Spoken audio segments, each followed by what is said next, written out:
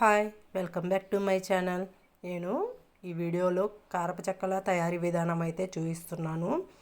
పూర్తి ప్రాసెస్ అయితే షార్ట్ చేసి చూపిస్తున్నానండి. మీకు డీటెయిలింగ్గా కావాలి అంటే లాంగ్ వీడియోలో అప్లోడ్ చేశాను. అలాగే నేను బియ్యం పిండితో అయితే తయారు చేస్తున్నాను. కొంతమంది మైదాతో కూడా చేసుకుంటారండి ఈ కారపు చెక్కల్ని.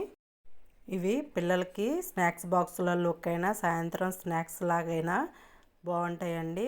అలాగే ఇవి 10 నుంచి 15 రోజుల వరకు అయితే నిల్వ ఉంటాయండి. వీటిని నేను పచ్చిమిర్చి పేస్ట్తో చేశాను. ఎండుగారం అంటారు కదండి, రెడ్ చిల్లీ పౌడరు, అది కూడా వేసుకొని చేసుకోవచ్చు. నా ఛానల్ ఎవరైనా ఫస్ట్ టైం చూస్తున్నట్లయితే లైక్ అండ్ షేర్ చేయండి, సబ్స్క్రైబ్ చేసుకోండి. ఓకే, బాయ్ అండి.